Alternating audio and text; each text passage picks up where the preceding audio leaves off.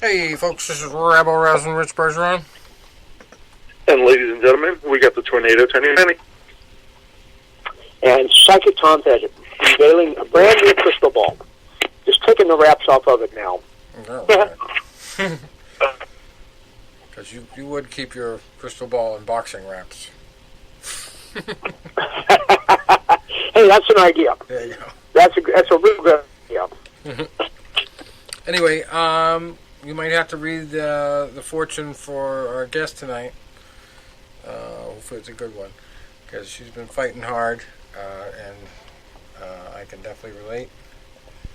Because I've been in sort of the same boat, not for similar stakes there, but she's it's going to be the wife of Tommy Morrison, Trisha Morrison. Wow. We got her locked in for tonight. Yep. She they postponed last week because she was doing some paperwork, which I know of. I know all the stories behind that stuff. Just connected Tom and I. And yeah. And so she's been operating as her own attorney, like I did. I sent her a copy of my book. I don't know if she read it or how she received that, but she wants to talk about specifically being a pro se representative, as they call self-represented people.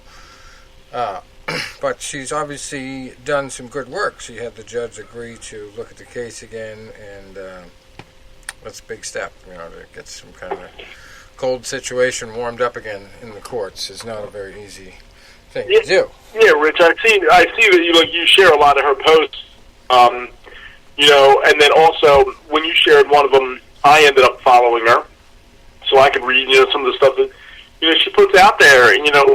We're going back 24 years now when all this happened. Yeah. And ironically enough, I discovered, I knew I had some kind of connection to this Randy Lang, the guy that put it out there that he even had HIV in the first place. And he had emailed me back in the Zions days. He had actually offered to help me with the Zions situation, and then to come to find out through Trisha's page, he wasn't even a lawyer. Oh, wow. He was pretending to be one. So, yeah, we'll have to talk about that a little bit. And, isn't it like that TV show Suits or something? Yeah, sort of. But yeah, I've never seen the show, but I had a boss of mine that swore by it. Yeah, it's a great show.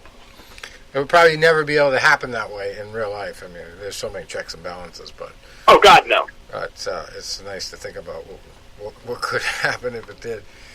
Yeah, that kid is so smart. And then the friggin' main character ends up being royalty. The crazy thing anymore, Rich, is if you go back, I'm not even that long ago. One of the most popular movies out of the last 30 some years was My Cousin Vinny. Great movie. Joe Pesci, Fred Gwynn, Marissa Tomei, Ralph Macchio. Great movie, right? Not recommended legal tactics, but yes, very.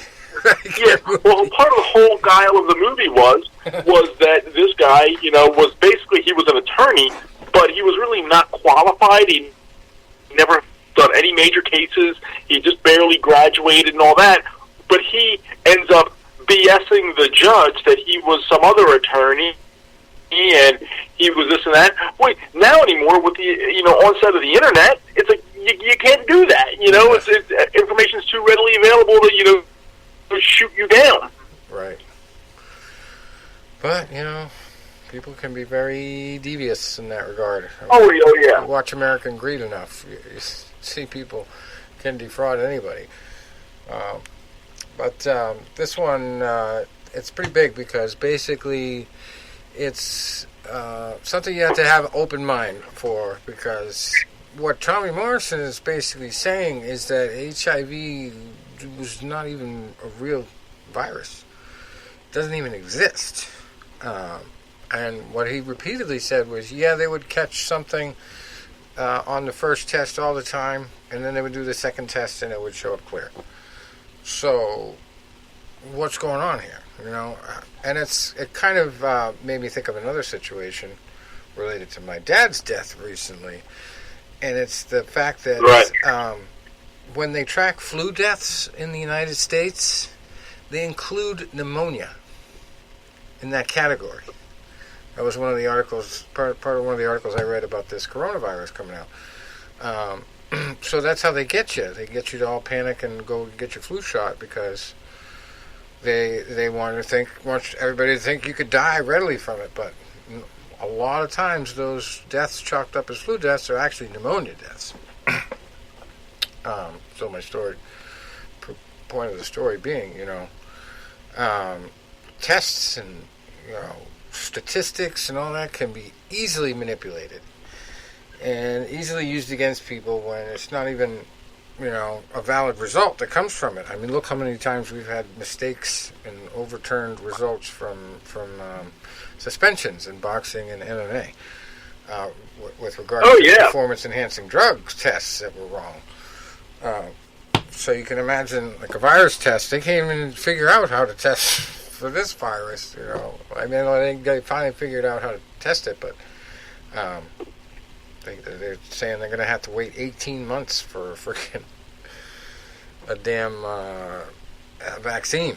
Even if they could come up with one in a few months, they have to go through all the bullshit to make sure it's healthy for humans and all that. So there's a big bureaucracy behind the healthcare industry. So, even now, like, it's so weird to me that all of a sudden we're seeing AIDS medications on the commercials on TV. Like, when did AIDS become an epidemic again? I thought it was all done. Yeah, right. And now all of a sudden it's like, it's back. Why haven't I heard anything about this? Are they trying to make people think they have it so that they go out and get the products? I mean, there's a million different places you could go with conspiracy theories if you think deep enough. But here's a situation where it intersects with boxing. You have, a major conspiracy to get this guy out of boxing is what it looks like. And then, years after he's gone, his wife has to fight for that recognition and that clearing his name and his legacy by showing the world that, that's exactly what happened. There never was a virus, and if there was one, he didn't have it. So that's the long and short of it, but we'll get more technical with her, and we'll, trace back a little bit on Tommy's career. And she said she's done some interviews before. I haven't listened to any of them. I haven't really pre-gamed enough on her particular interviews, but I did listen to a couple of Tommy's, and this one will be interesting just because we have that commonality of representing ourselves in court. But we'll try to get a couple things covered beforehand. We had some boxing matches last week. Big one was Mikey Garcia getting the win there. Good fight. That was not just a good fight. That was a good overall card. Yeah. He really put a good card together there. Jesse Vargas was on the losing end there, but fought a great fight from all accounts. Just didn't quite have enough. The other Julio Cesar Martinez beat Jay Harris last week as well. And Joseph Parker got another win over Shondell Terrell Winters. And that was the big fights from last week. So we've got coming up this weekend.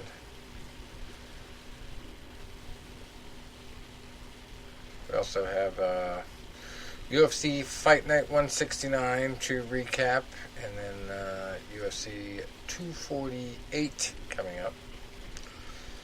I'll get to that in a minute. And we have a pro wrestling story that I just could not resist talking about tonight, so we're going to get into that a little bit before we get Trisha on the phone. We're just going to try to get through this stuff really quick, so we won't keep her waiting too long. I told her to be before 9. But Saturday, just going to run through some of these boxing matches pretty quick here. Saturday, we got Magomed Kurbanov against Ismail Iliev. Zach Parker versus Rohan Murdoch. Muhammad Kuja Yakubov versus Thomas Rojas. And this is the big one, heavyweights.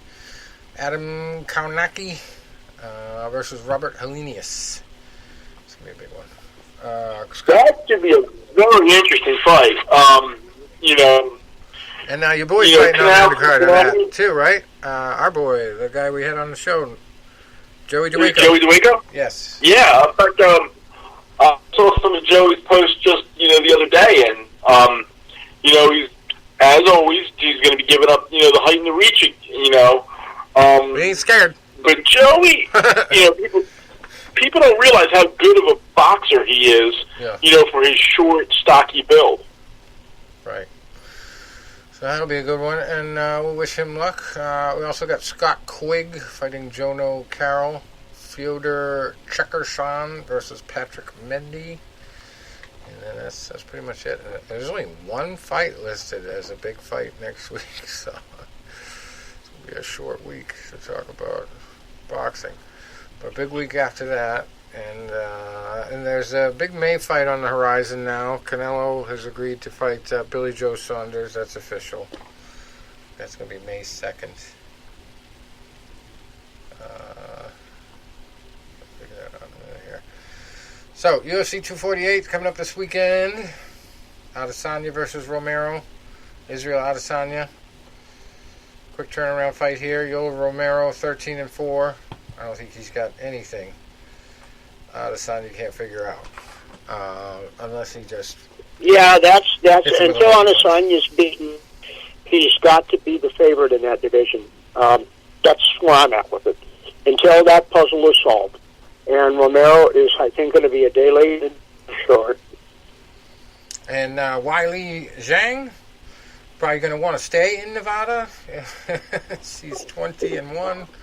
Going against Joanna Jędrzejczyk, 16-3. I don't know if she lives in anywhere close to Wuhan over there in China, but I would assume she'd want to be quarantined over in Vegas. She could. Anyway, Beneil Dariush also on the card, 17-4-1 against Drakkar Klose, who is 11-1-1. Neil Magny, 21-7 versus Jingliang Li, who is 17-5. Alex Oliveira, a Brazilian cowboy, he's 19-8-1, fighting Max Griffin, who's 15-7. And we got Sean O'Malley back from the old broken foot. I think this is the first fight since then. Fighting Jose Alberto Quinones, who's 8-3. O'Malley's still 10-0, undefeated. And we got another undefeated fighter, Mark O. Madsen. He's 9-0, fighting Austin Hubbard, 11-3. Rodolfo Vieira, another undefeated guy, which is 6 fights, 6 wins. Against Saperbek Safarov, who's 9-2. And then we got a journeyman here, Gerald Meerschaert, who is 30-12, fighting Jerron Wynn, who is 6-1. Emily Whitmire, who is 4-3, against Pollyanna Viana, who is 10-4. And second fight of the night, Jamal Emmers, 17-4 against Giga Chikadze, who's 8-2. And we got the Guido fight of the week, Guido Canetti, 8-4, fighting Dana Batcherel, who is 7-2. And last week we had Fight Night 169 to finish off February. Joseph Benavidez getting TKO'd by Devison Figueiredo, who moves to 19-1. Benavidez takes his 7th loss to go with 28 wins, and it's getting deep into his career there. I just wonder how much more he wants to do. But that's not too bad of a fight. Second round was the finish, 1 minute and 54 seconds in. We had Felicia Spencer with a big win over Zara Fern dos Santos from elbows and punches. First round, 3 minutes and 37 seconds in. This must have been a good fight to watch. Good fight card to watch. A lot of knockouts. Magomed Ankalaev also knocking out his opponent, Ion Cutelaba. This one was going viral on the internet. Because it was a decision by the ref that we had on the show, Kevin McDonald. It didn't go over too well with a lot of people. But he was stunned. Cutelaba was stunned. It was from head kicks and punches, but mostly from the punches. And then, he kind of shook it off and was ready to go back into it, and McDonald just waved it right off. So lots of controversy. With boxing and mixed martial arts, I mean, you get a referee that's like, a subjective matter in there. Because when you see a person, you're taking the punishment, and a lot of times, if you ever really look at a referee in a fight, when he is, as the announcers say, he's really looking hard, which means he's ready to stop the fight within the next punch or two. So in his mind, and I know this from, working and doing some officiating, in that mind, when you see the guy taking that amount of punishment, you're like, you've already committed yourself to stopping the fight, and you're just waiting for the right moment to do it. So that's a situation where the guy was taking some punches, he was taking some kicks, he was getting wobbled, he was stunned. So at that point, when the referee makes the stoppage, he's actually the one firing back, and it's like, oh, that's a bad stoppage. He's punching back or he's kicking back. But, that decision was previously made. And I see it in boxing all the time. I see it times when the fight gets stopped and it's the guy getting stopped landing the last punch. That's a very good point. That's a very good point. And I guess you justify it by the body of work. Just things from getting going. Hey, Rich, here's a trivia question. Rich, on that broken foot fight, yep. Who's the B-side fighter on that, and what's he done since then? That's a good one. I don't that's a good... Don't even remember. Okay, I'll have to look that up, I guess. That'll be my weekly assignment to figure that out. That was in the annals. I'll never forget that. Never. Yeah, it was a little bit crazier than the Anderson Silva one because he didn't stop right away. Anderson Silva pretty much stopped right away. But yeah. Well, no, that was different. That was more than a broken foot. Anderson Silva had a broken, shattered bone. Yeah. In his leg. That was different. But the foot fight, it was just astonishing. I still can't believe it. That you have an opponent with a broken foot, he's hobbling terribly, and you want to take him down and give him a rest while he puts his guard around you. Yeah. That was I'll never forget that. I for the life of me now, I'm normally a nerd about names. I cannot remember the B-side guy that did that. I will tell you in a second. I'm right here on Shirt Dog right now. He snatched defeat from the jaws of victory. I love that phrase. And if ever a fighter did that had to be what a classic example. Yeah. Geez. I guess I was wrong. That wasn't his first fight back, was it? March 3rd, 2018. So he's been off since then. It was Andre Sukmanthath. Won by unanimous decision. But is that the fight where it happened? I don't know. Yeah, it had to have been. It was his first fight off the Ultimate Fighter finale. Mm-hmm. Yeah, so Andre, okay. Yeah, and I wonder what he's done since then. I wonder if he retired after that. My God, how do you come back from that? Right. Jeez. I mean, no disgrace in losing, but I mean, that's talk about a U-shaped barrel on a gun. He's had one win since then, and every fight has gone unanimous decision. He lost on August 31st at UFC Fight Night 157 of last year. That was his last fight. Lost to a guy I never heard of, and Montel Jackson before that. And then his one win was over Jonathan Martinez in October of the same year. He lost to O'Malley. So yeah, the Asian Sensation. That's what his name is. Not sensating lately. Anyway, finishing off the Benavidez versus Figueiredo card here, and we'll get to Trisha. We had Megan Anderson over Norma Dumont Viana. It was a knockout first round, 3 minutes and 31 seconds in from a punch. Grant Dawson over Derek Minor by rear naked choke submission, 1 minute 38 seconds into the second round. Kyler Phillips over Gabriel Silva by unanimous decision.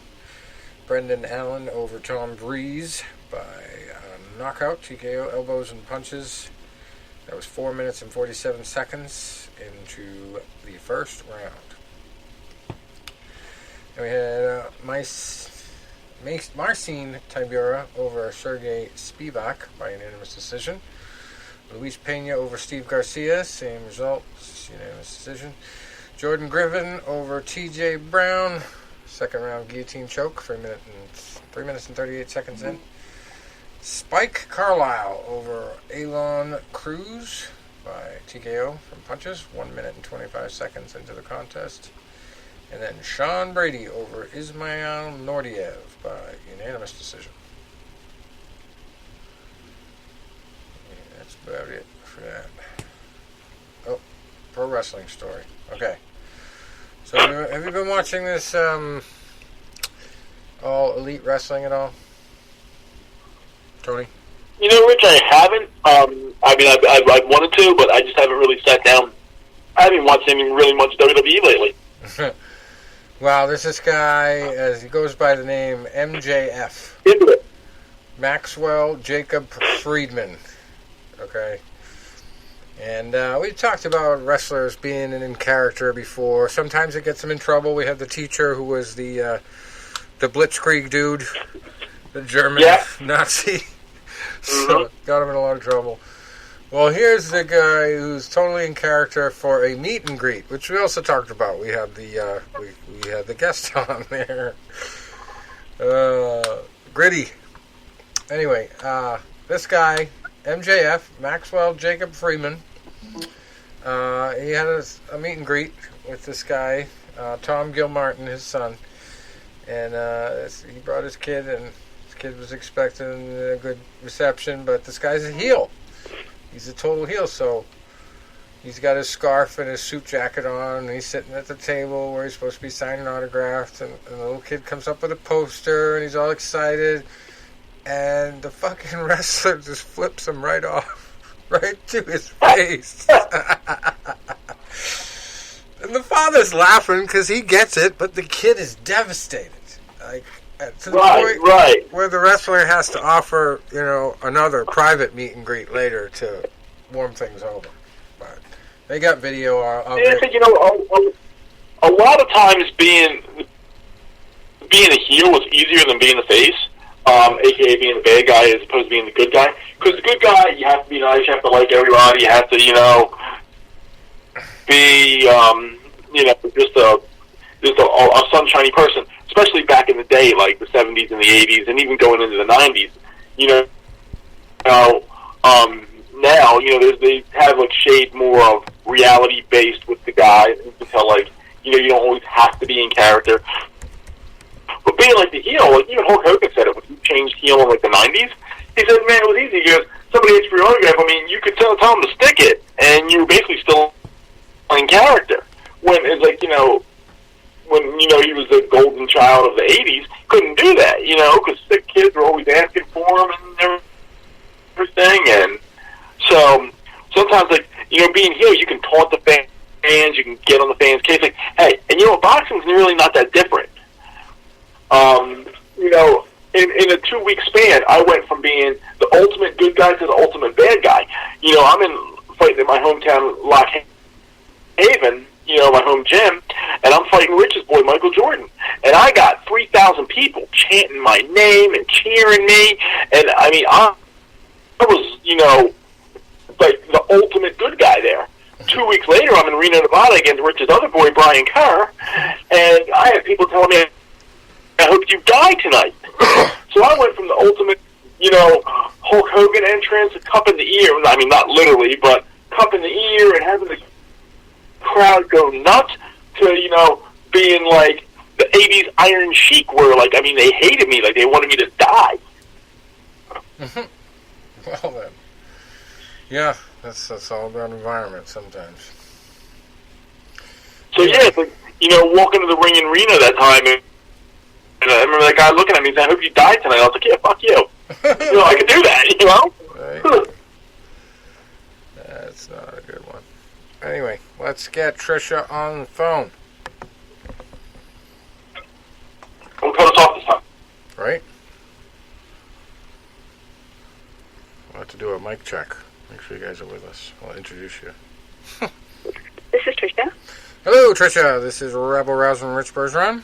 We also have Tony the Tornado. Hello. And Hi, Trisha. Hey, Tony. And our resident psychic Tom Paget. He's also on the call. And good evening, Patricia. How are you? Doing good. How are you? All set and ready to have an exciting time. Looking forward to talking to you. Good. Well, thank you. All right, so we gave a little bit of an introduction earlier on in the show. We kind of had a discussion. But just give us a little bit of an intro as far as how you met Tommy and kind of what you know about his early career and all that. Sure. Okay. All right. Well, thank you, guys. First of all, I appreciate you wanting to share Tommy's story. I think it's really important that it gets out there. I met Tommy finally in 2009 in Wichita, Kansas. Previously to that, in 1996, actually on February 10th, 1996, I was in Las Vegas, Nevada. And that's where Tommy got kicked out of boxing, on that day in that location. Never met him in Vegas. I just happened to have an office in Las Vegas. I was running tourism from the UK into Vegas, and I was in charge of booking the hotels and the sightseeing, and couldn't get any hotel rooms for that time period because of this fight that was happening in town with a guy called Morrison versus Stormy Weathers. Oh, yeah. Yeah. So, I'll never forget that time because, that was my income, and that also meant delaying the Brits coming over to Vegas and spending all their money, to bring income to Vegas. So that evening when I was driving back from the airport, I heard the announcement that the fight was cancelled, and it was due to the fact that Tommy Morrison had failed his HIV test. And so at that time it was like, what a creep, serves him right to be kicked out of boxing, this shouldn't happen. And so I kind of dismissed that for the next, 13 years. But it still upset me that, we couldn't bring in tourism. And then when I was working at a hotel in Wichita, Kansas, I was running the sales and marketing there. And then I get the rooming list of some VIPs coming in, and I see this name Morrison on there, and I'm going, oh my goodness, I hope it's not that guy. Mm-hmm. And so I started Googling, just like everybody does, and you Google and you look at all the different sites that pop up under his name, and it was like, oh my goodness, look what's happened in the last 13 years to this guy.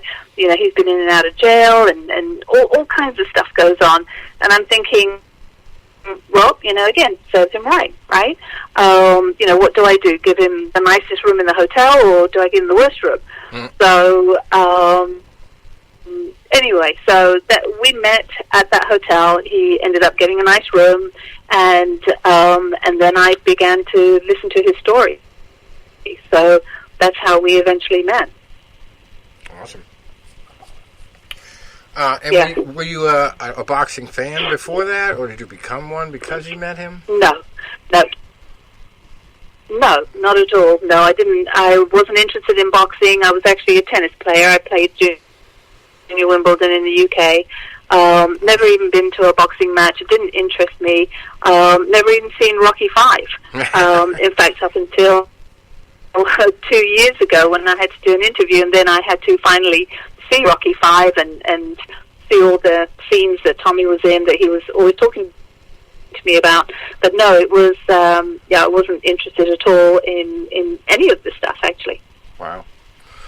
So you don't watch boxing today? You're just interested in this one boxer, basically? That's incredible. Yeah, no, obviously, once we met, he made me look at all his fights and everything that he'd had on, VHS tapes and everything. But never, not interested at all in boxing or any of his career, in fact. I'll tell you, it was funny. Well, Rich and I are similar age. I'm a little bit older, but as I always say, and I said it on an interview recently, I'm a child of the '80s and also the '90s, and I'm also a Philadelphian. So, being a Philadelphian, you growing up on Rocky, I know all the locations where that movie was filmed. My dad, actually, because my dad was the one that really got me watching a lot of boxing with him, and he was the one that got me to be a fan of Tommy Morrison, and that became with the backstory of being John Wayne's nephew. So I remember, yeah, exactly, and I remember watching. Tommy might have even been he might have not even had his 8th or 9th pro fight when I started watching him on ESPN on the undercard. And, and then Rocky V comes out. I'm a Philadelphia guy, grew up on the Rocky movies, so I instantly became a fan. And it's crazy because today I was putting something in my one, cabinet downstairs, and I have some boxing stuff in there. And one of my friends, back in the early 90s had given me a Tommy Morrison boxing card that I still have. Oh, yeah, that's neat. Yeah. Yeah. Well, he would often speak about Rocky V, in the years that we were together, and then he would, turn to me and say, Trisha, remember that part, when I was in Rocky V?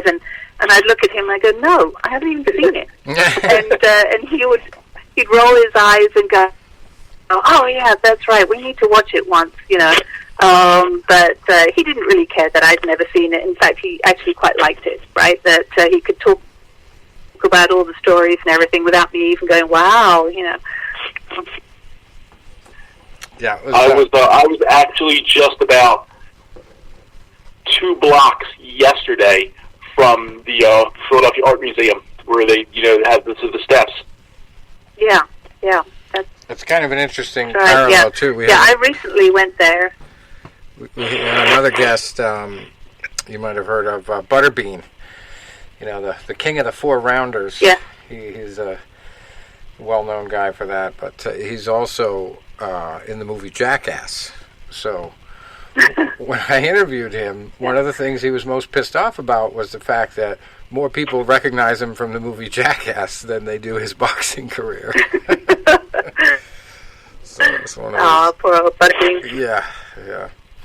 But tell us how you got into the whole controversy here of trying to open up this case about the HIV status thing.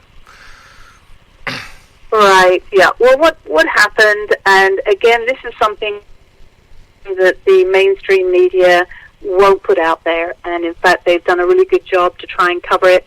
In the end, when Tommy did pass away, he died September 1, 2013, at 11:50 p.m. at night. And death certificates says cardiac arrest, septic shock, septicemia, which is blood infection, which was actually from the 12 foot of surgical gauze that had been left in Tommy's chest in December of 2011 for 1 week to rot. And then he had organ failure. So that's how he passed away, of course. Nobody knows that. It's been suppressed by the media. But on that night, September 1, they asked if I wanted an autopsy, and I said absolutely. We had just done almost a year and a half of testing for any kinds of AIDS-defining diseases and disorders. So if you had the HIV virus, and up for so many years you end up getting AIDS, and then you get all these AIDS disorders. So the hospital in Nebraska was excellent. I mean, it is actually... the lab is actually a crime lab, and it deals with bioterrorism, viruses, bacteria, everything. So it's a top-notch facility. And they did all the testing for me. And then I said, I want to know, because it's going to come up, does he have the HIV virus? We've just done all the testing for AIDS, and there's nothing. Everything's negative. And so they drew his blood, and they did a proper test requisition that you're supposed to do. do, and they sent it to the lab, and I got the results through on September 17th. I was called by the infectious disease physician, the head of the infectious disease department, and I remember the phone call. I was just sitting there in a chair, and the call came through, and he started on the phone call. He said, "Mrs. Morrison." I go, "Yeah." He said, it came back negative, no HIV. And I said, "Yeah." I said, I figured so. And I said, "Can you please send me the results?" And so I stood by the fax machine, and they faxed me through proper results, pathology report, written and signed off by the pathologist, exactly how you're supposed to do. But that wasn't until September 24th, 25th, 2013. Tommy died September 1, and the media ran with it the next day. ESPN brought out this thing, hey, he was diagnosed with HIV February 10th, 1996, and since that day, he has always denied the diagnosis. He's been in denial. And so everybody ran with what ESPN said. It went to every media outlet, everything. I mean, just worldwide. You that are listening right now probably even heard it and saw it on the TV and everything. And I'm like looking at this going, oh my God, wait, guys, wait. Here is the post-mortem report. It says no HIV, and then, the hospital's done all the AIDS diseases tests, and they're all negative. Wait, listen to me. Nobody listened to me, right? And this is going back to 2013. So I thought, okay, I'm just not going to leave it like this. I had made a promise to Tommy on his deathbed, and I said, I will get the truth out. I need to find out the truth. And that's what I've been doing. So, my first phone call and first email was to the Nevada Commission in Las Vegas. I mean, remember, I was there that day in Vegas. Nothing to do with boxing, but tourism. So I thought I'm going to start there because that's where I heard it. So, I start it's called due diligence, right? And I start my due diligence by going to the commission, and then I'm going to the lab, and then I'm going to the test kit companies, and I'm asking everybody, which one of you diagnosed my husband with HIV? And I'm getting total silence, and then so I go to the physician that does the pre-fight medical exam, and I go to him, I send him an email. Well, of course, he gets his attorney to email me back, and in December of 2013, the attorney emails back saying that my client, Dr. Robert Boy, never diagnosed Tommy Morrison with HIV. He found him physically and mentally fit to box and fight that night and get a license. And so I'm thinking, oh my goodness, why doesn't the world know this? Why did he get kicked out then if he was never diagnosed with HIV, right?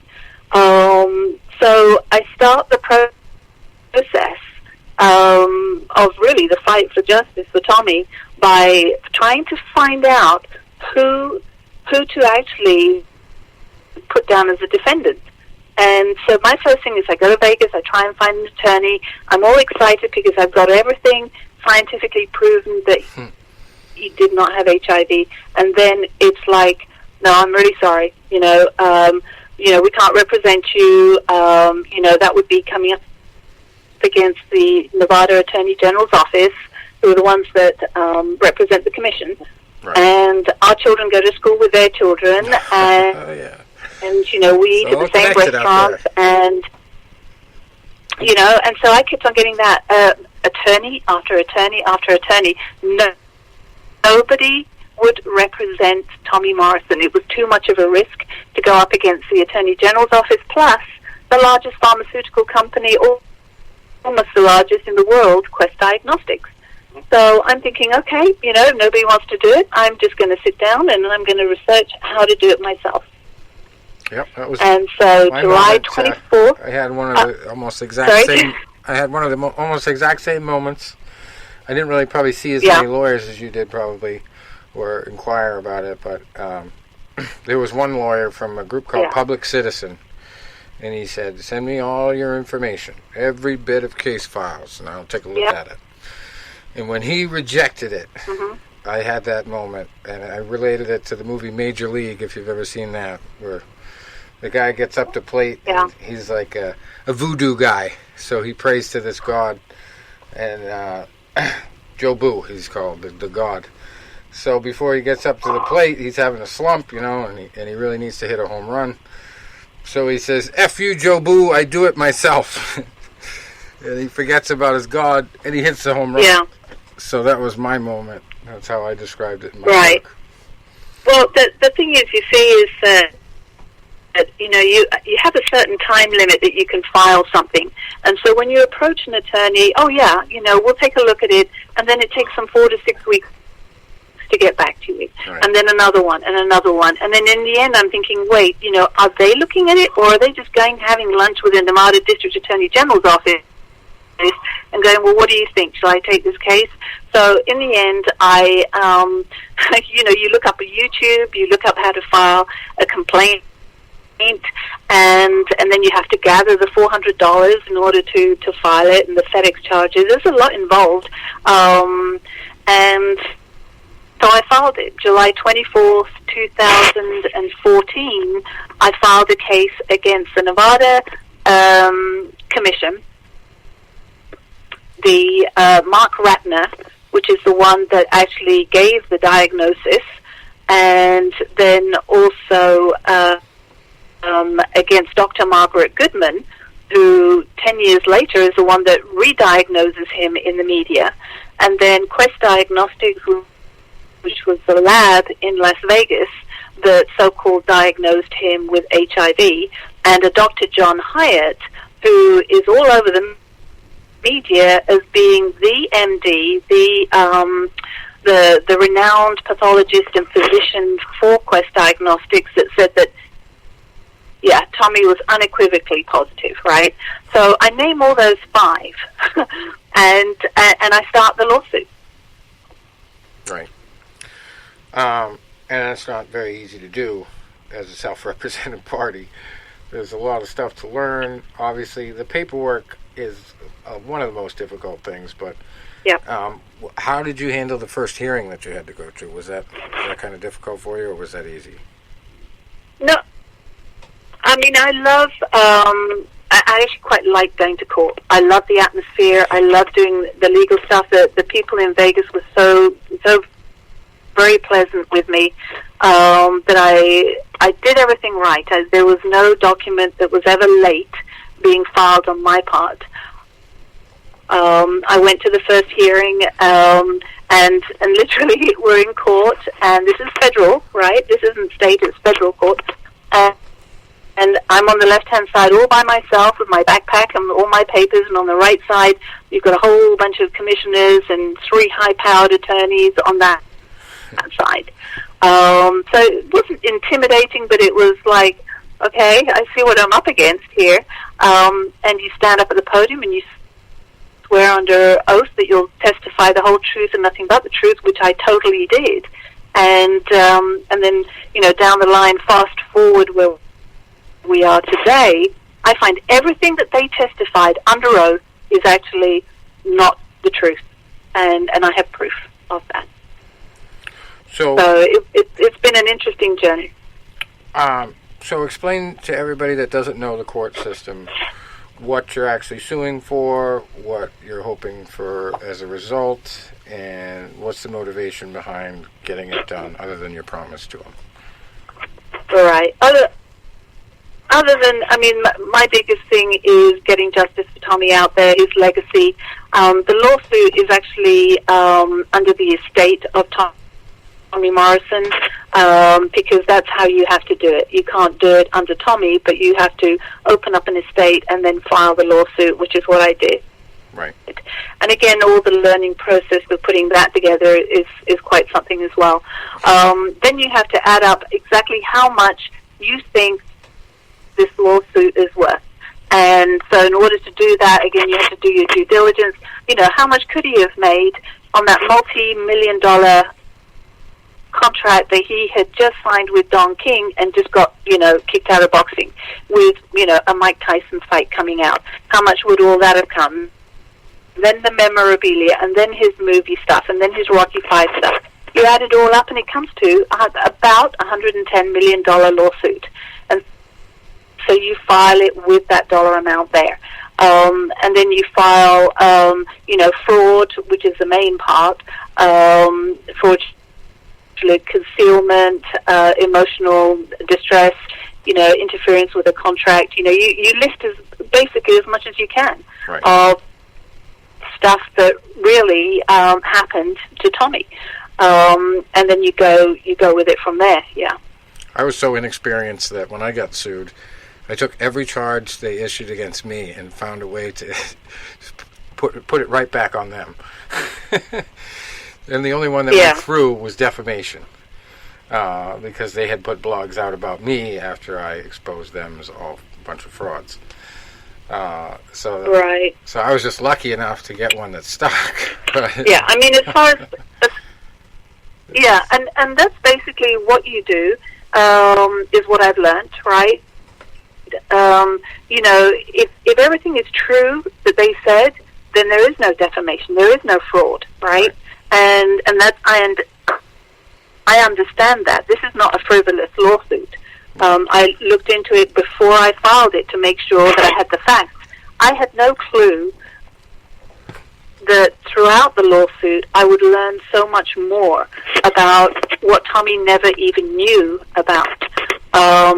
Just to give you an example, Dr. Margaret Goodman comes out in the media in 2007 and says, this Dr. John Hyatt, he pulled out Tommy's test results, and they were unequivocally positive, and that, in other words, you can't say no to Dr. Hyatt because he happens to be this world-renowned pathologist and physician. Well, one thing I found out was Hyatt was never a licensed pathologist nor a licensed physician. She lied. She lied to the worldwide media. And we're talking about the New York Times, we're talking about the USA Today, not just some little, boxing site. It went viral when Tommy was trying to get his comeback together.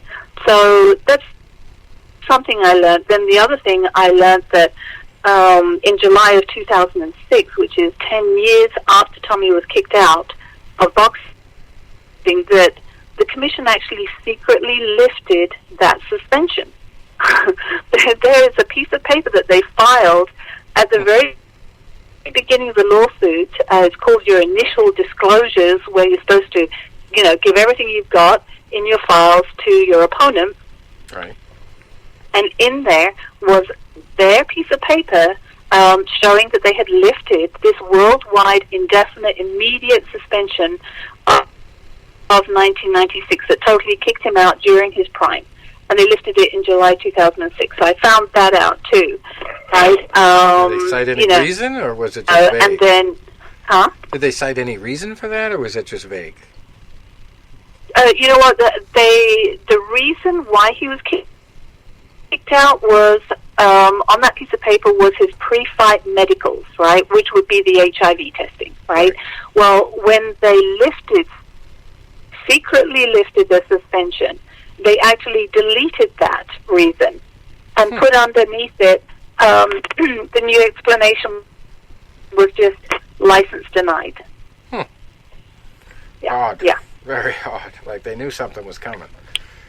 They obviously knew something was wrong, or that they had committed a wrong, right? Right.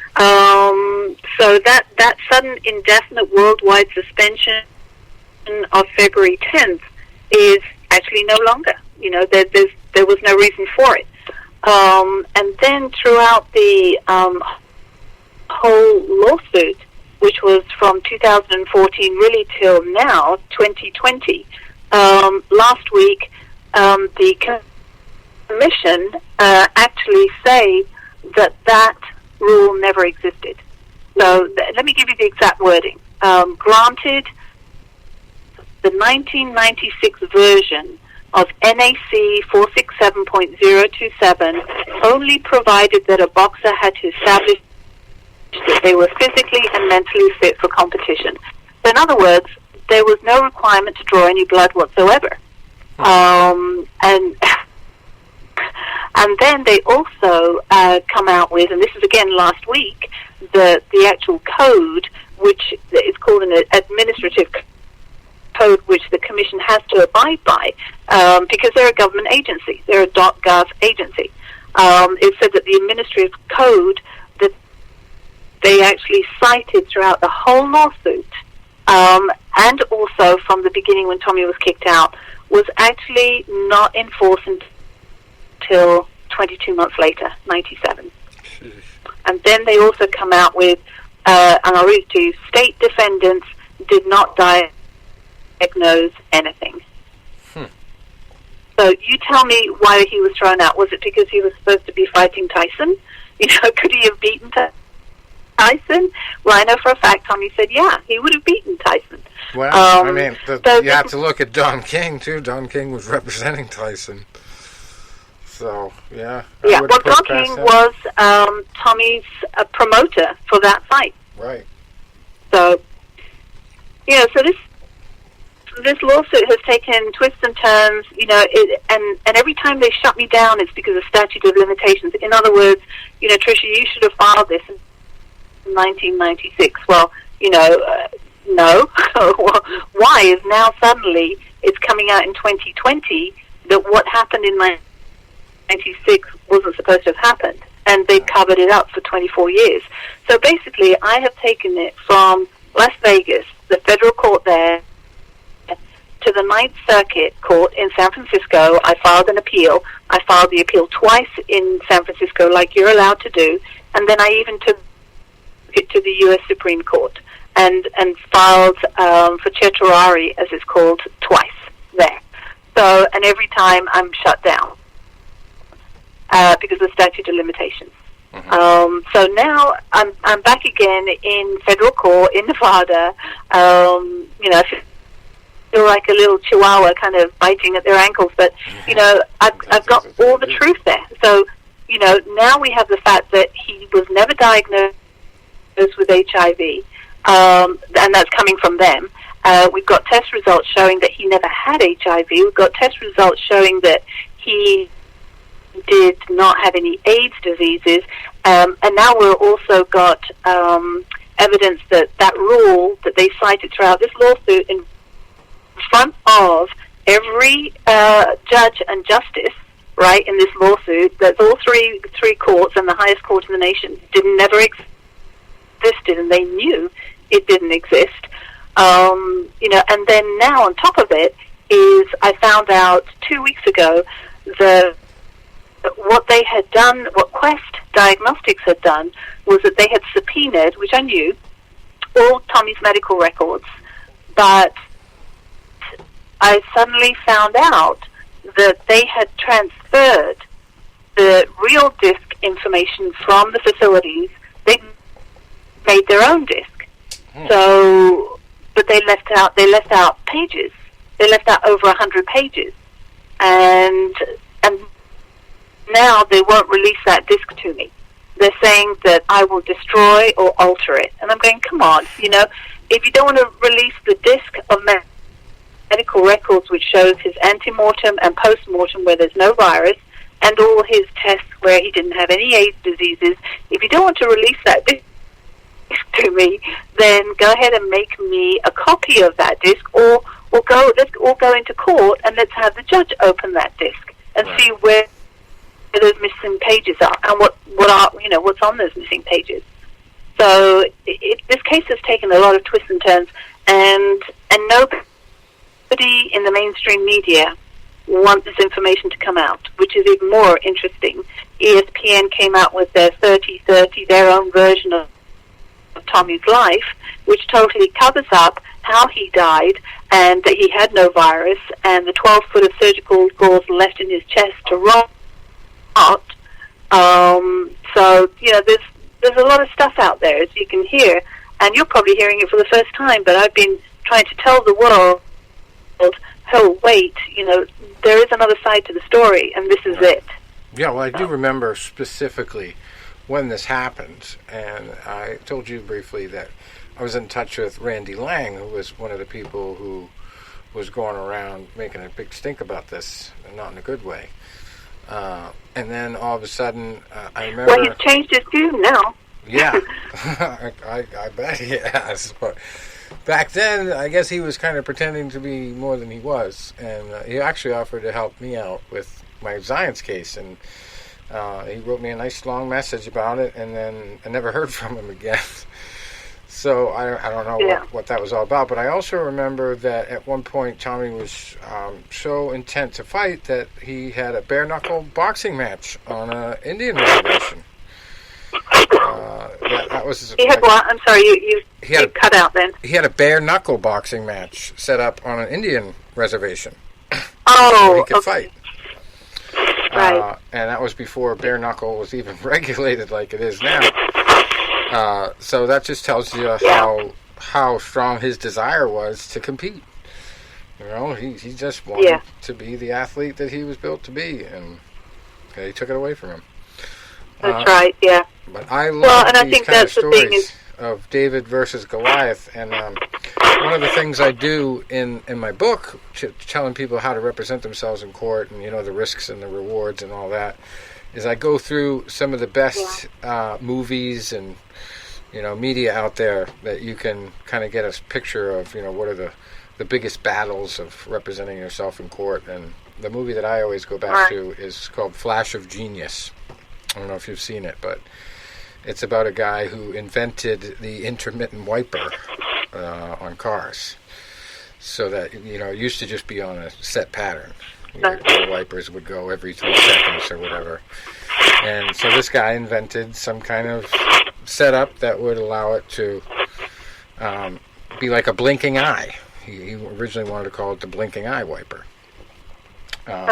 So all the automotive companies that he pitched it to ended up stealing it from him.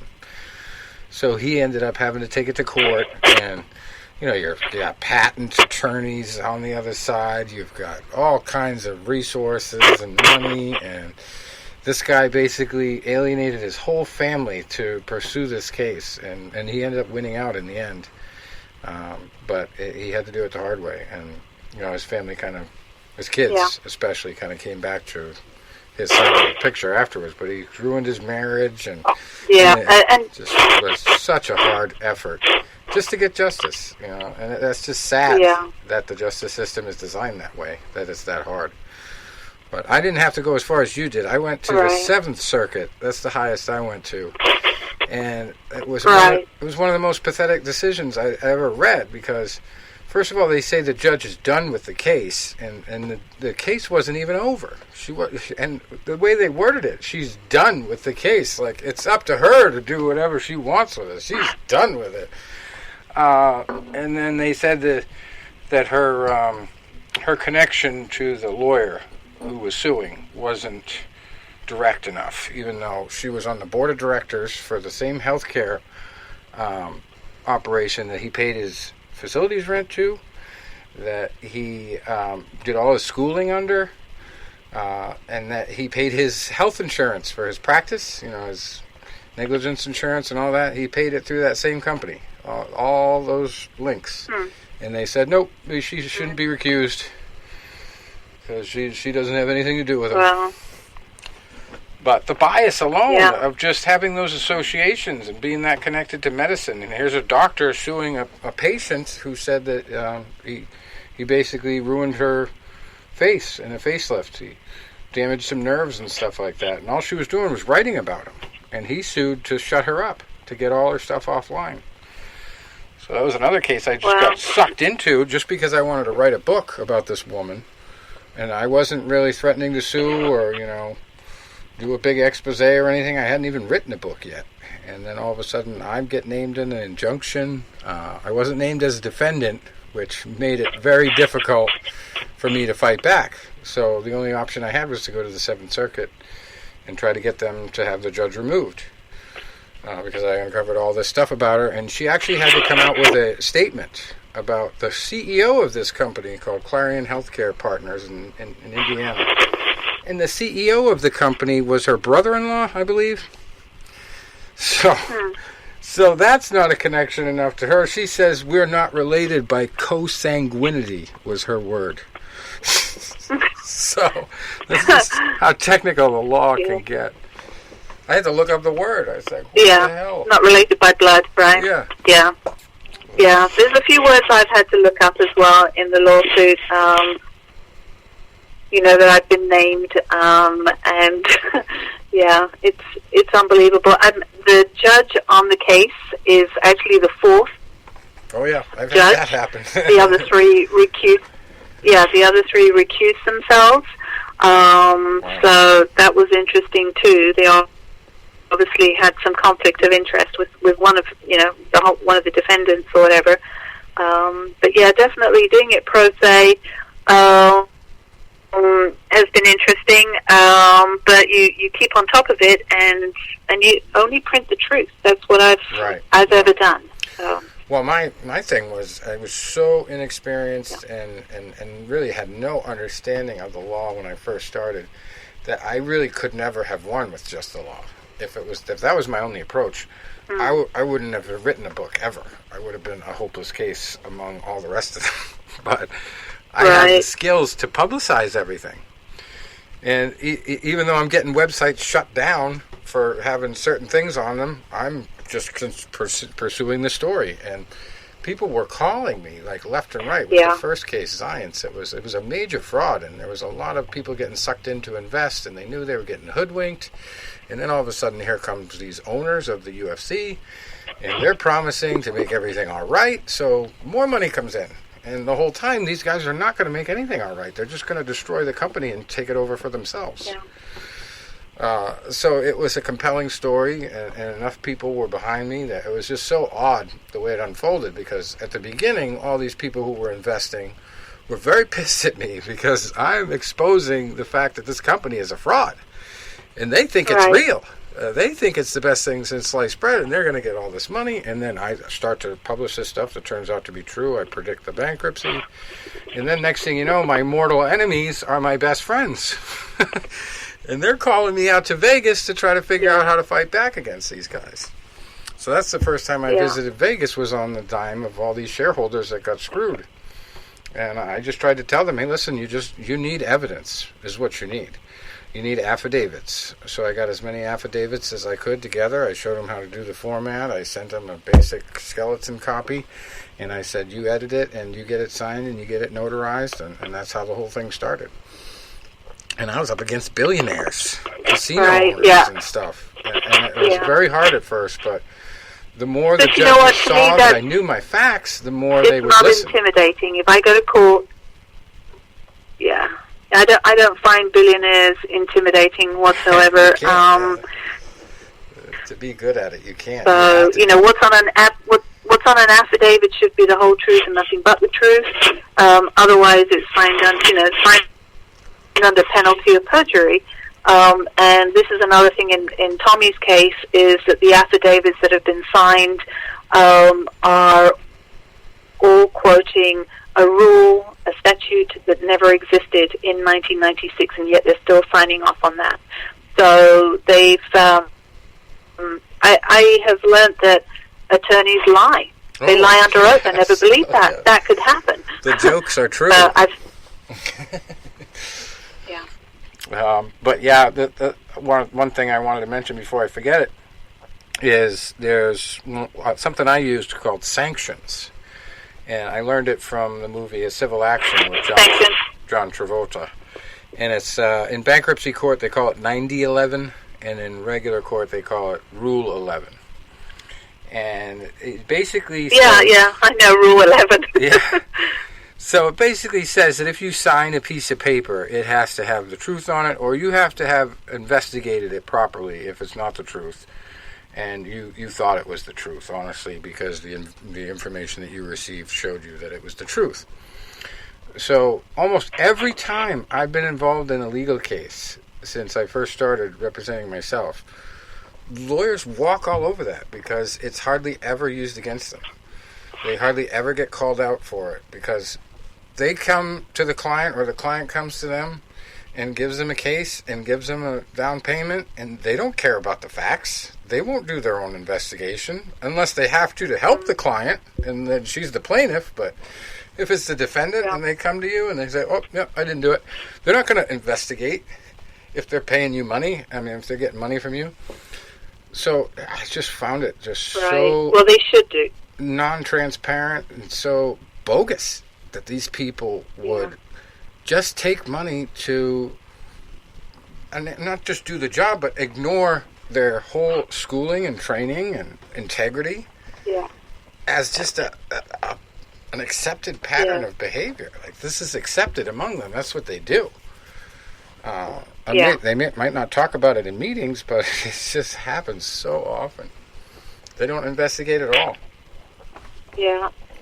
And what was weird is I had a connection, in my case, with Zions. There was a person who actually worked at Zions who was feeding me information from inside. So that was kind of entertaining. At the same time, it was scary because I knew that they had private investigators trying to follow me, trying to figure out where I lived. Right? I never figured out, what they were planning to do if they found where I lived, but I had a good hiding plan, and one time I actually had to sneak out of the courthouse, go to another building, go into the back garage, get in the car, get down on the ground, and then they drove the car out. And when they drove the car out, they said the guy that was driving told me there was all kinds of people with cameras taking pictures and cars waiting, and so it was nuts for a little while. But they had all these people saying, "Well, there's in Tommy's case." In Tommy's case, there is obviously you've got the witnesses, and my expert rebuttal witness was harassed and started to receive between 50 and 100 calls a day, threatening his life, threatening the lives of his family, and also following him. His car got broken into several times. His house was being looked at, surveyed.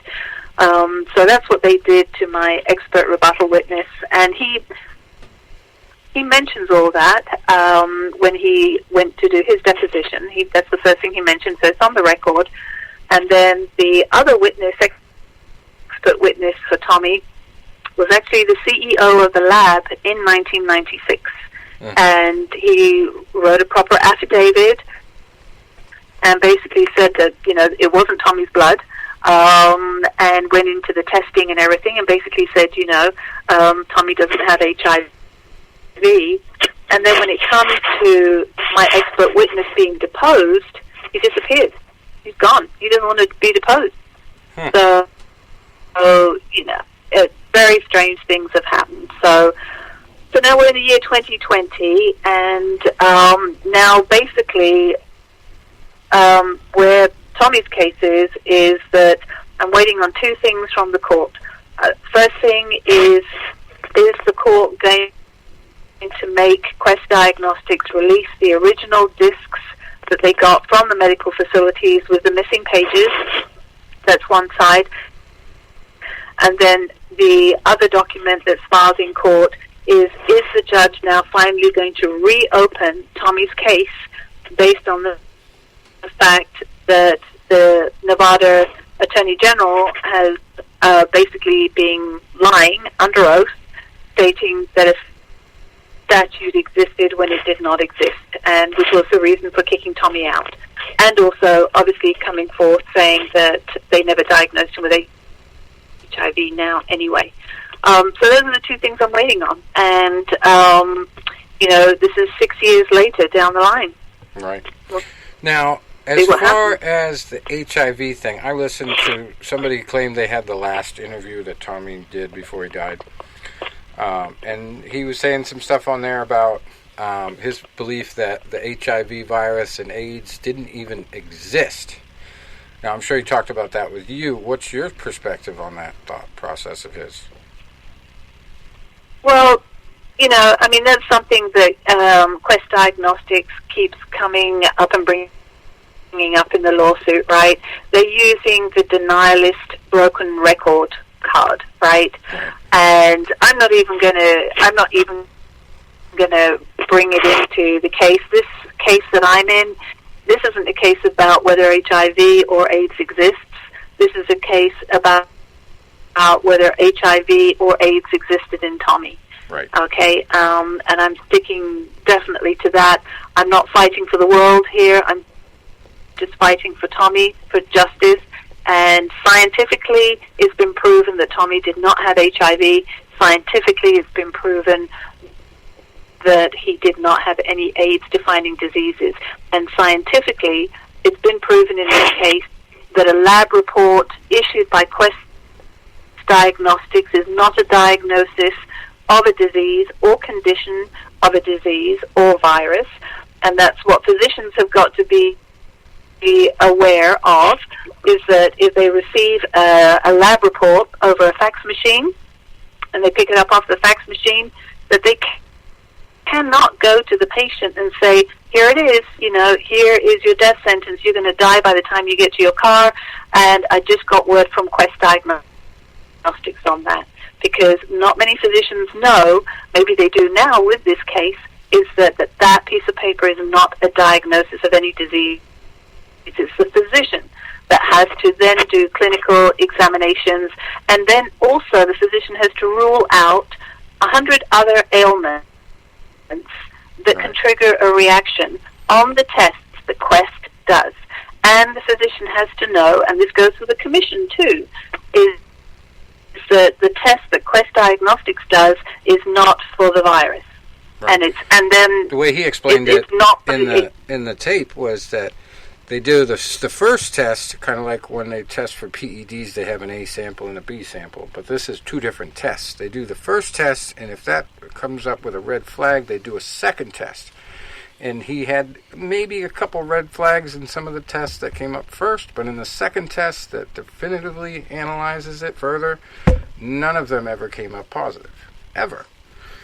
So it just blows your mind thinking about. I mean, it's hard to know whether what tests they were, because they've never provided the test kit manufacturers' names.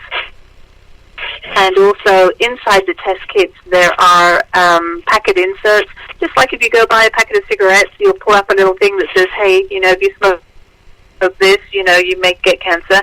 Well, the same goes for the HIV testing, is that there are package inserts in there by the manufacturers that have, the wording has been approved by the FDA that says, by the way, if you do react to this test, it could be because you've got an autoimmune disorder, or you could have lupus, or you could have this, and this, and it lists about 100 other different reasons why you could react.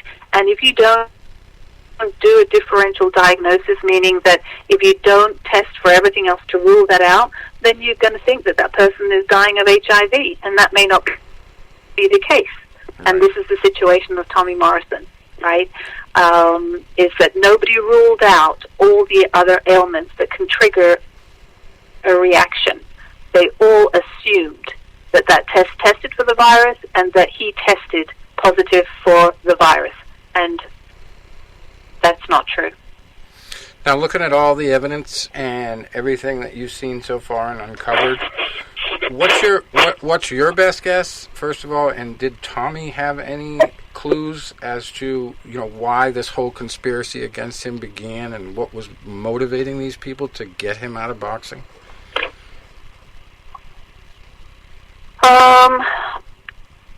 You know what? It's something that we talked about daily, every single day. Especially when February 10th came around, he would literally sit there with a calculator, and he'd go, by now I would have earned this amount of money, and I'm going to charge them interest, and I'm going to charge them this and this and this, and he'd actually calculate what the losses were to him. So it's hard to say now, but I mean, he just wanted to fight. Right. He was that so-called diagnosis of February 10th, 1996, which is no longer a diagnosis anymore, that led him down a path of prison, drugs, depression, everything that kicked him out of society, and discrimination. Nobody wanted to breathe the same air as him. Nobody wanted to shake his hands. Kind of like what's going on with the coronavirus stuff now, right? Yeah. Right? I can remember. I grew up in the him. 80s, and the whole thing around the AIDS virus was very frantic. Very. And that carried on right the way through, until his dying day. And one thing he would say is, how can I feel so good if I'm supposed to be feeling so sick? There's something wrong. Something is not right. And he wanted to fight again. And trust me, he called Don King, and he called promoters trying to get a fight, but nobody called him back. And then if you look at the media exposure, of course, they've got the story out there. Well, don't fight Tommy Morrison. Right. So it was just a losing battle for him, and depression took over. I mean, if I'm looking at it objectively, and I know Don King's involved and Mike Tyson's involved, I hate to even mention it, but I mean, it sounds to me almost like they didn't want a great white hope coming along and screwing up their party where there's all black heavyweight champions at that time.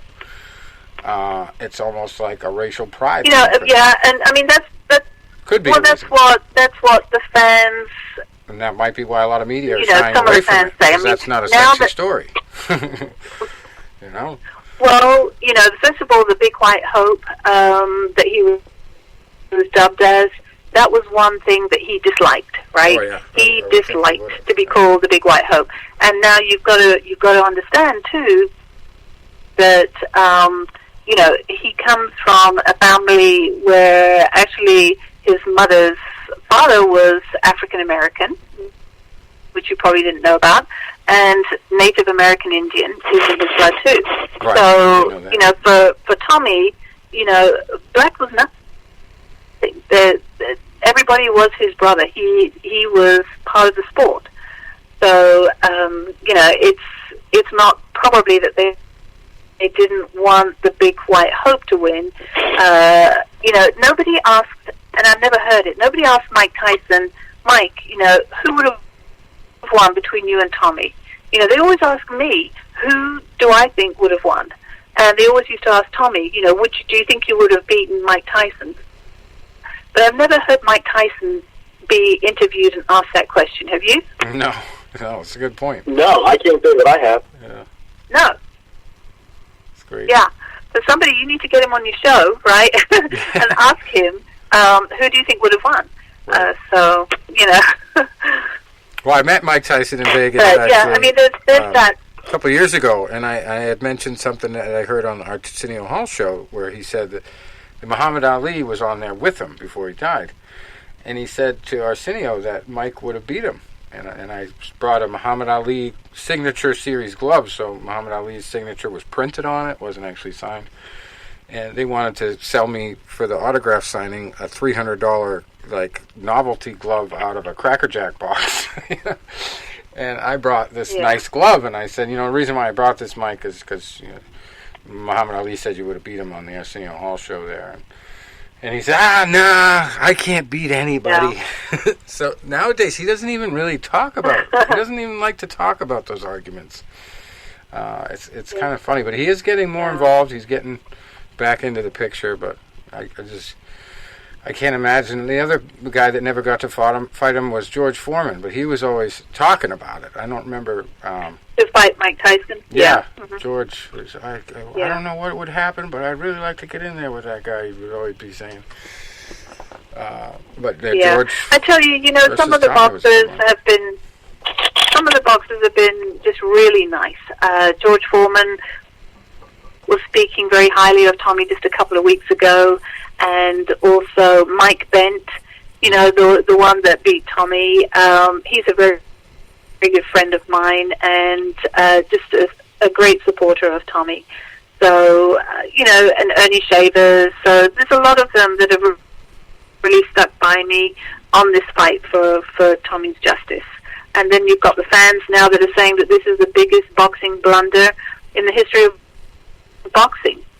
Yeah. But, they too wanted to see the Tyson fight. In fact, every time you look on Facebook, somebody is posting, a picture of Tyson and a picture of Tommy, and then about 400 comments as to who they think that, should have won. So it's definitely a fight that, the world was wanting to see that coincidentally never happened.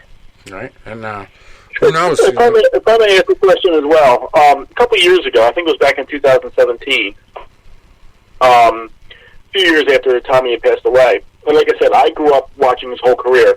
I watched it from when he was just breaking on ESPN 6-round fights against guys like Ken LaCusta, to the fight with Yuri Vaulin when he broke his ribs, to the losses to Ray Mercer and Michael Bent, the wins over George Foreman, the fight with Lennox Lewis, the Rocky Five. So I knew a lot, about Tommy's career.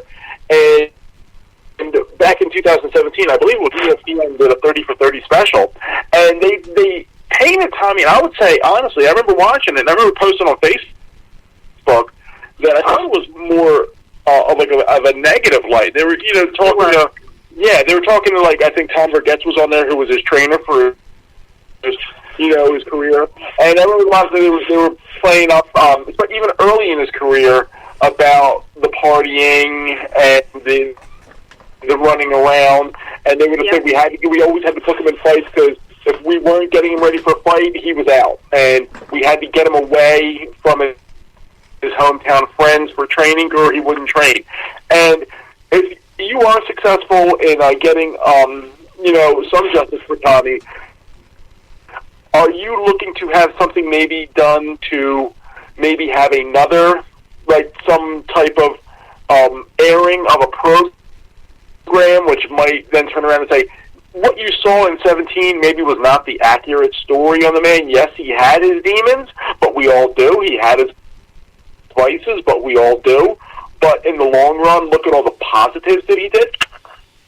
Yeah. Let me explain to you about that ESPN 30 for 30. They did put, it's almost like 80% HIV and 20%, boxing and bad stuff. If Tommy was here on Earth, of course, they wouldn't have made it anyway, but he would have been horrified to see that. You've got I could really have just one interview on my thoughts on ESPN 30 for 30 and let you know exactly what I thought. One thing Tommy wanted everybody in the world to know was that he did drug rehab, and he successfully did it this time.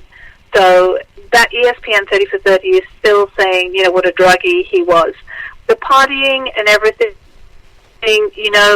for any boxer that's listening to this, and I again, I know nothing about boxing, but I know what it's like to have lived and be married to a boxer.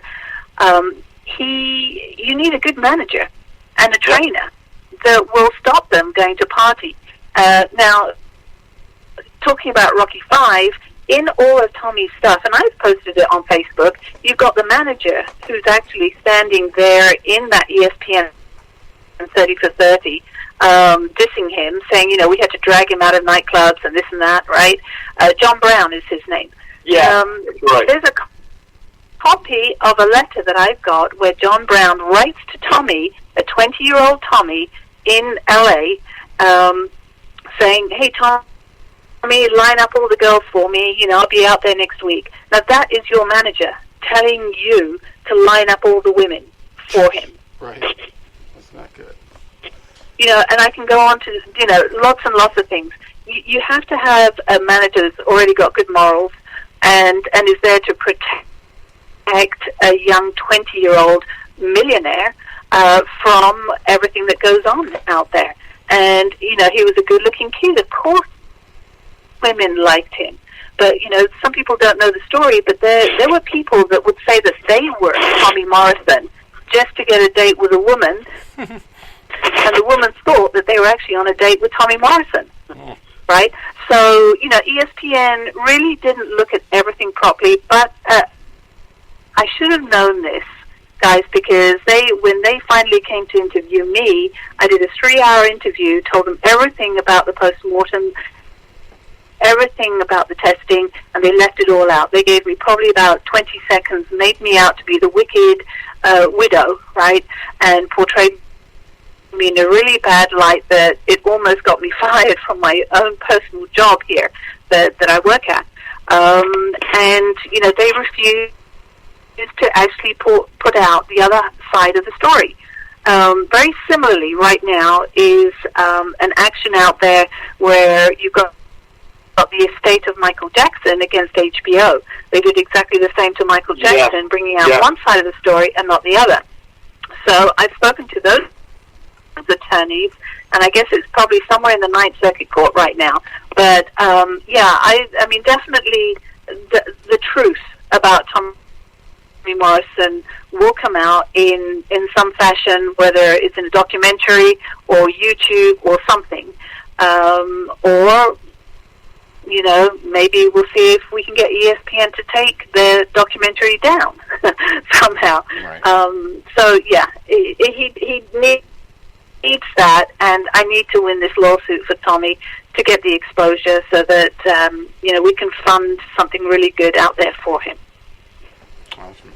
And, I mean, one of the things that I learned, back in 1995, I believe it was, when I first took my first mass communications class. And it's funny because the boxing coach that I had in college had met Tommy when they were both in Philadelphia when Tommy was filming Rocky V. So we were actually all getting ready. We were at a tournament the night when the news broke, February 10th, 1996.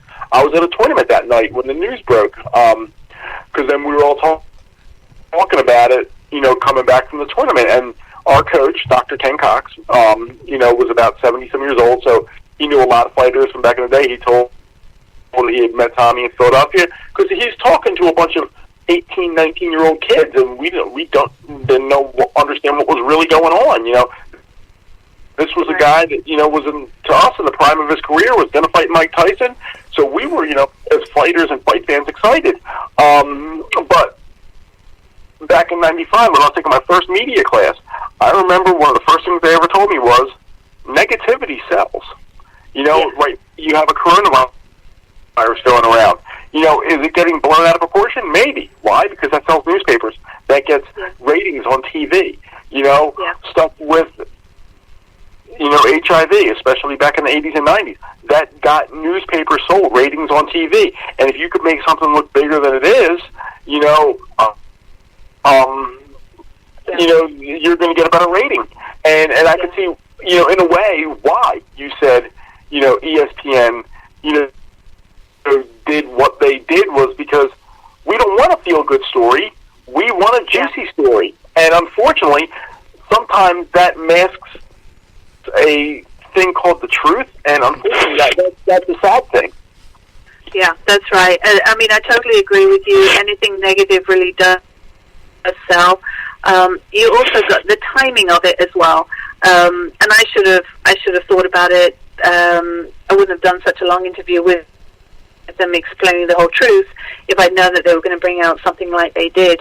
Also, the fact that HBO pulled out of doing fights in Vegas, and I remember the guy that came to interview me, Gentry, he said to me, we're going to be doing a lot in Vegas. And, of course, then it comes out, after the Tommy ESPN 30 for 30, the ESPN has their ESPN Plus, and they are now a huge part of Nevada, which, of course, means hooking up with the Nevada Attorney General and the Commission.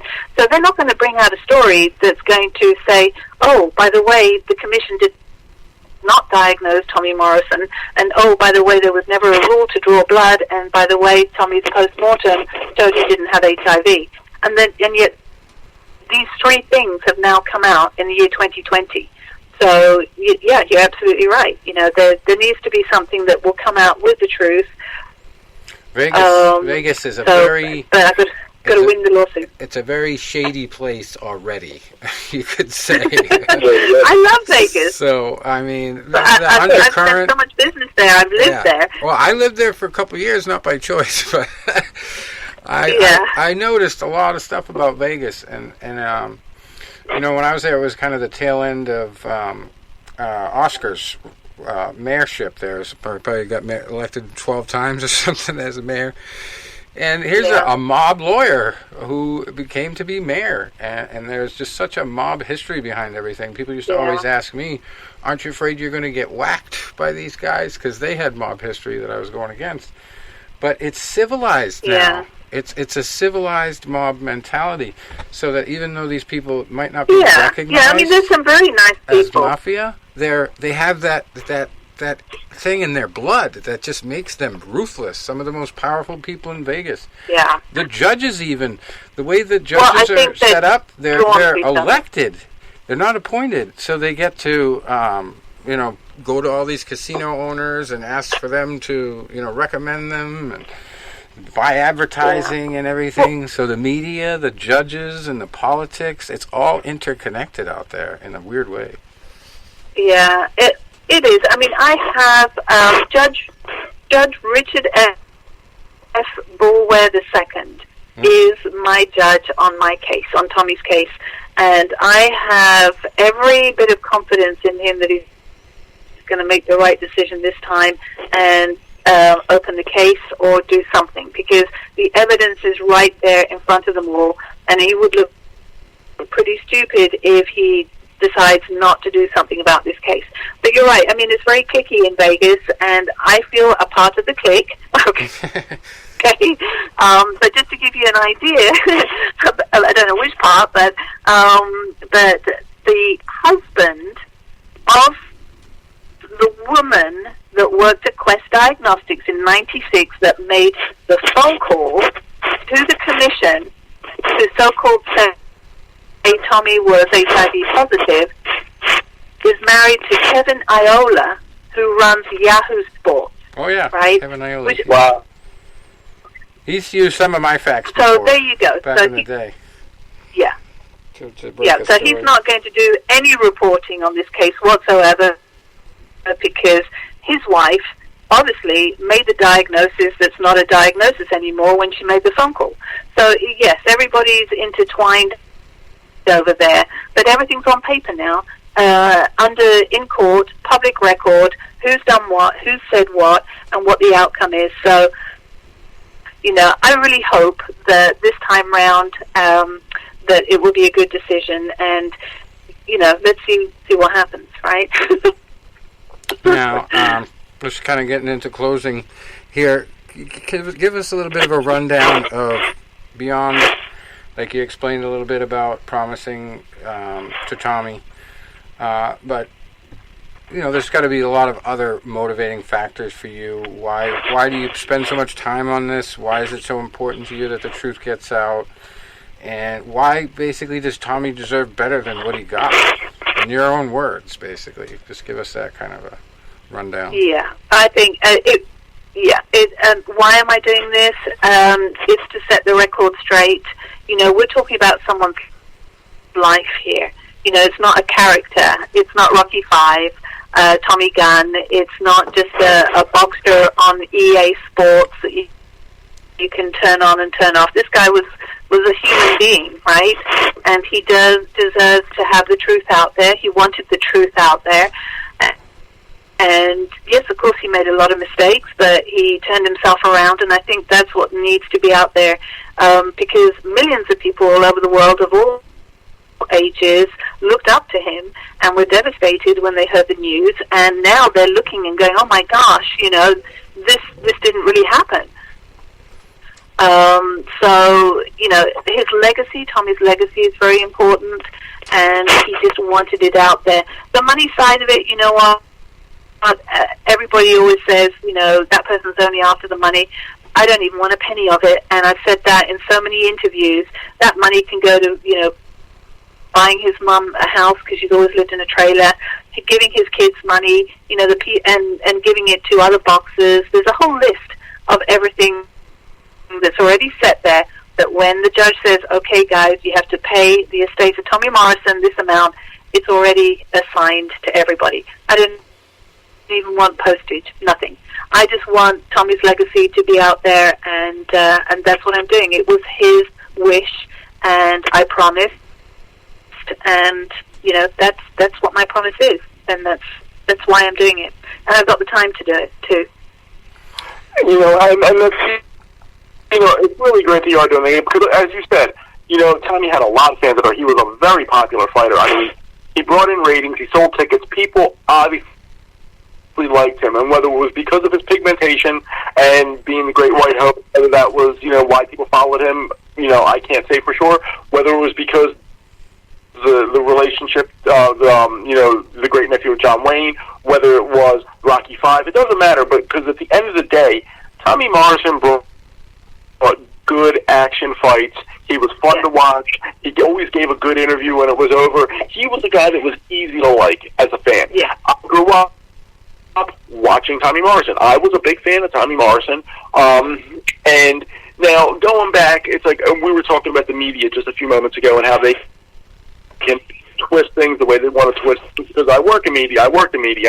Now, you go back, you look at the ESPN special. Now, I grew up as a big fan of Tommy Morrison.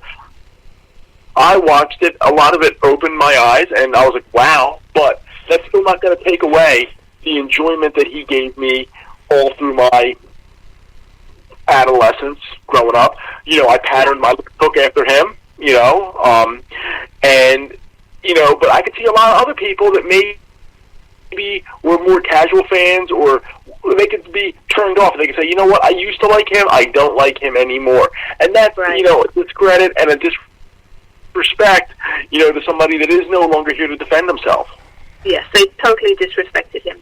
You're right, yep. All right, and we haven't heard from Tom, so maybe he's been looking into his crystal ball to give you a prediction. Right. Well, Patricia, I think there's a bit of reincarnation that goes on all the time.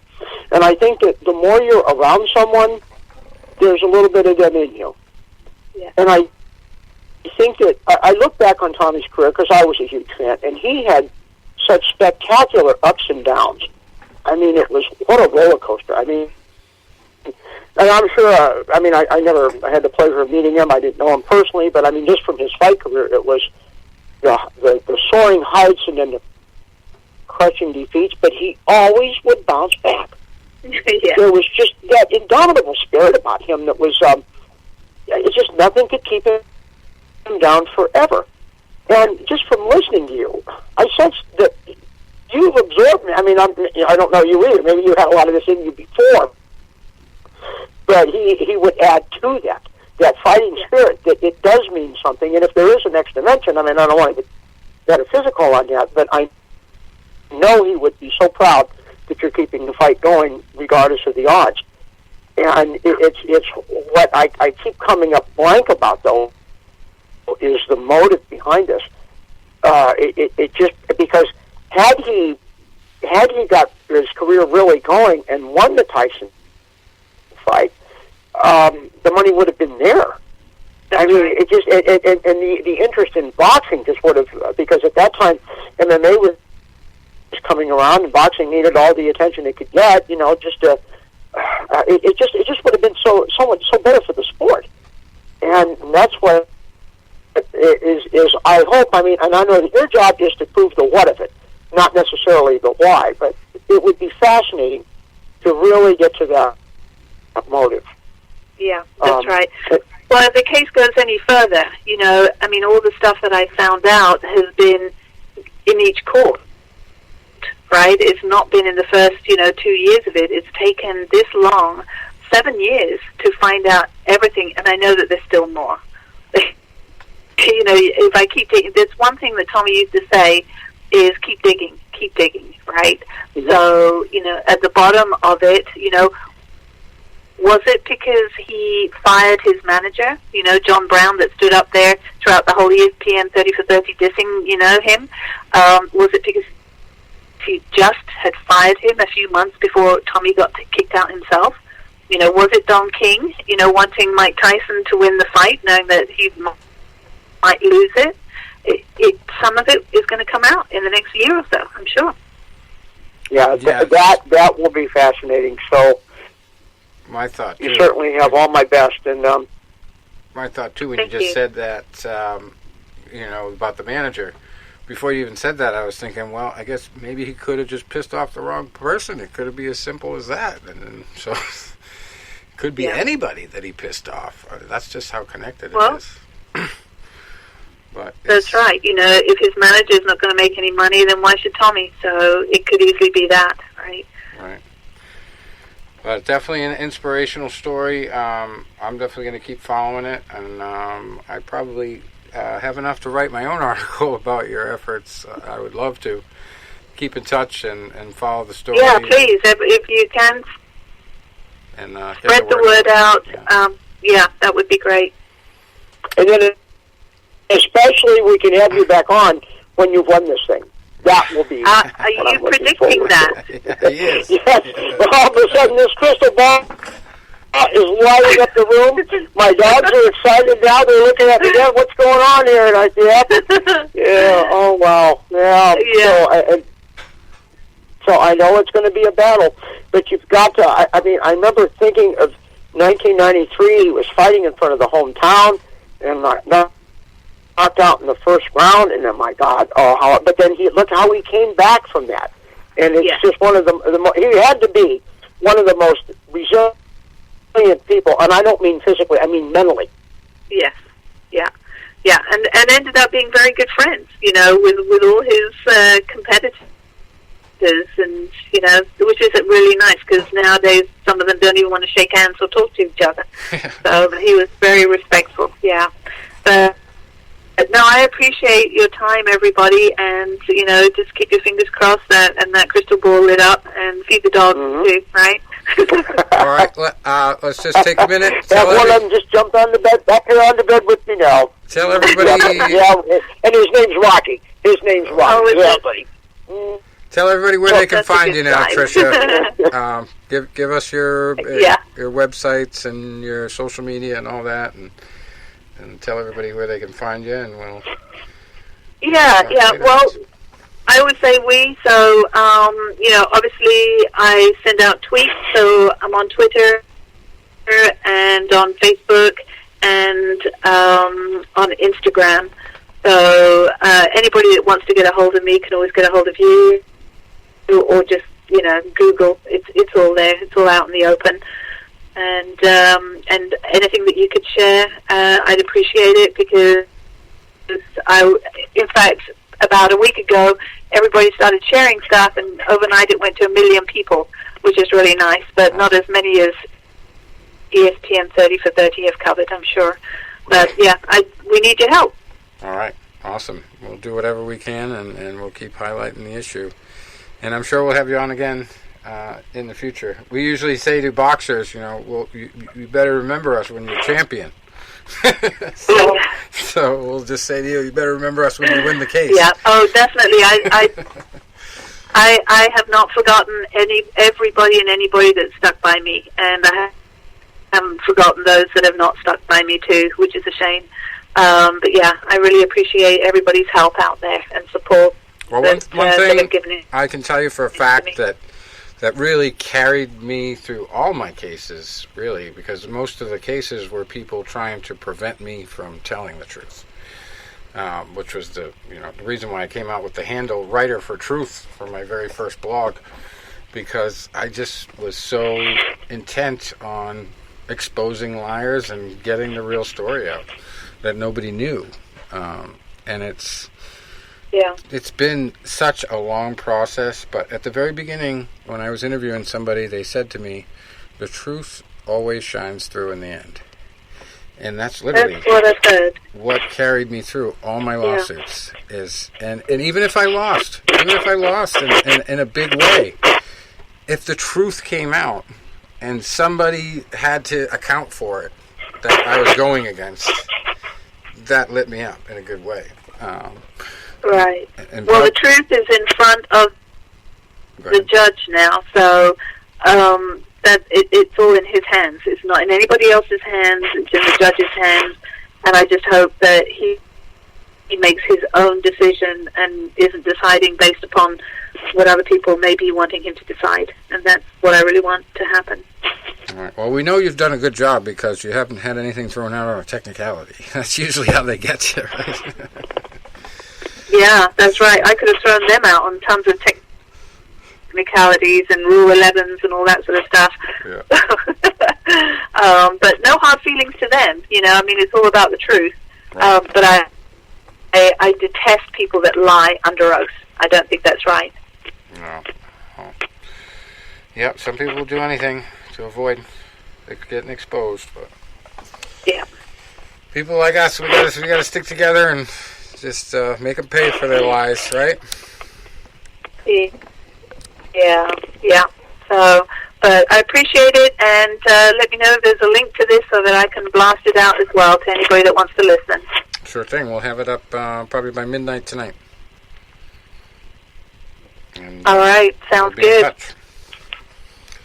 All right, well, thank So, you, Rich, Tony, and Tom. Yes, my pleasure. Thank you. awesome job. Thanks a lot. Have a good night. Thank you. Bye-bye. Bye. All right. So there we have it. Great interview. Breaking news type stuff. Breaking new ground for us. That's like real investigative reporting type stuff. So best kind of stuff we've done since I was heavy into the science thing. But yeah, that's a lot of stuff I didn't know. And one thing I was going to bring up while she was on, but just didn't want to, prolong the thing any longer than we needed to. But kind of a side issue was the whole John Jones thing from when he got caught with the cocaine allegations, and it came out that, oh, by the way, boxers don't have to be tested, and MMA fighters don't have to be tested, and should never be tested according to the rules while they're out of competition. The only time they can be tested for those type of drugs is game day. So, I mean, who set it up that way? People that wanted boxers to party, maybe? People that wanted to be able to take advantage of them in situations when they did and use it against them? Who knows? That's a whole nother conspiracy you could get into. But, yeah. No matter how much he partied, I mean, you got to give the guy credit. He was a hell of a boxer. He was an incredible athlete, and he was a good dude. Just all-around good person. So that's just real amazing that we can find a story like this to harp on and show that there is hope when you get slandered and you get your name dragged through the mud for no reason. Even after you die, if you've made a good enough impression on somebody, they're going to fight for you. They're going to fight to put the truth out there about you. So that's definitely something I always admire about people who take on these kind of fights. And, if I hadn't gone through the same kind of thing myself, I'd probably still feel the same way. It's a very admirable thing to do. It having any news reporting experience at all. When you get to the court level and you have to prove things in court, it just takes a whole extra step. It takes a lot of extra bullshit that you have to deal with, and a lot of patience. I mean, for me, going to the 7th Circuit with one little part of a case was a nightmare. It was like all kinds of work. So for her, by herself, to get all this stuff done and go to the 9th Circuit twice and the Supreme Court, I mean, she definitely has gone farther than I have. And I definitely salute that. And we'll keep in touch, everybody, and we'll get her story out there as she progresses through the courts there. But it sounds like she's got good faith in her judge, and seems like I think a little bit of the woman's touch probably helps too, because I know when I went into the clerk's office as a self-represented party, nobody liked me, but I bet she was nice and pleasant and asked questions with a lot more patience. And especially with that enchanting exotic accent. Yeah. It just adds that. Yeah. Well, most of our laws come from British common law too, so she must sound like she already is a lawyer with the British accent. Yes. Yeah. Yeah, I had no idea she was from the UK either, so that was another thing I learned. But all around, that was great. We'll try to book somebody else. The other guy we got out on the horizon, I don't know his name offhand, but we're going to probably have him on if we can get him next week. I'm pretty sure we can. He's got a whole deal with bullying. He's put out a book, children's book on it, and a video, and it's a pretty good concept, but it was something I found on LinkedIn a couple weeks ago, and I just pushed it out there. Hey, why don't you come on the show? And he was interested, and the whole Quaden Bales thing was going on. Talk about media distorting the facts. Half the world thought the kid was a victim of bullying, and half the people thought he was a hoax. So we'll get that on. And until next week, thanks for stopping by. Adios.